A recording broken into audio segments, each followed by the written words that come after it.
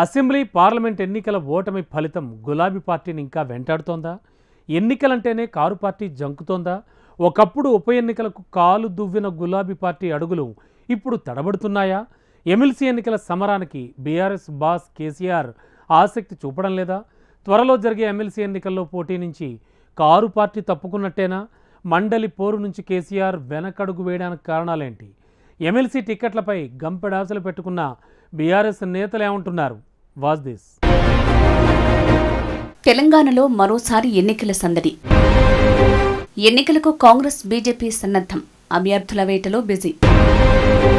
మండలి రేసులో వెనుకబడ్డ గులాబీ పార్టీ. పోటీలో బీఆర్ఎస్లో సందిగ్ధం. స్పష్టత ఇవ్వని బాస్. బీఆర్ఎస్కు ఓటమి భయం పట్టుకుందా? అందుకే పోటీకి దూరమా?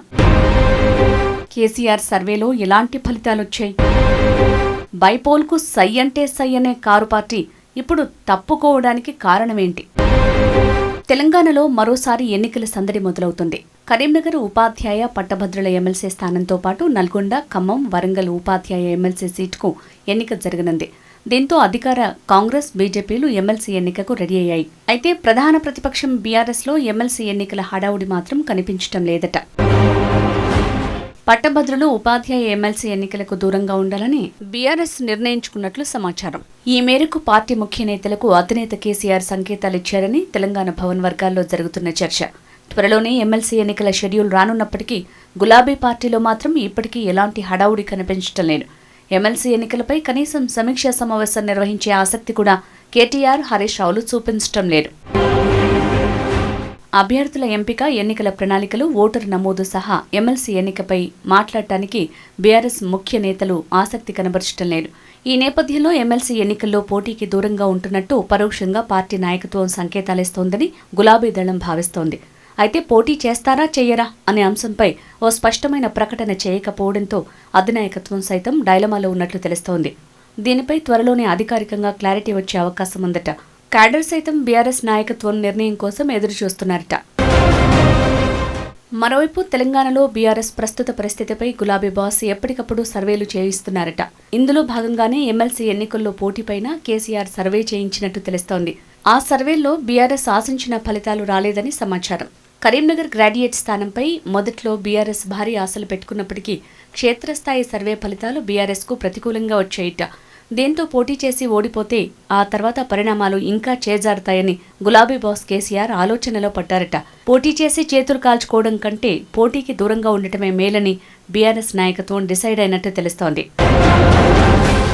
ఎమ్మెల్సీ ఎన్నికలకు కాంగ్రెస్, బీజేపీలు సన్నద్ధమవుతున్నాయి. అధికార కాంగ్రెస్ అభ్యర్థులను ఎంపిక చేసే పనిలో ఉంది.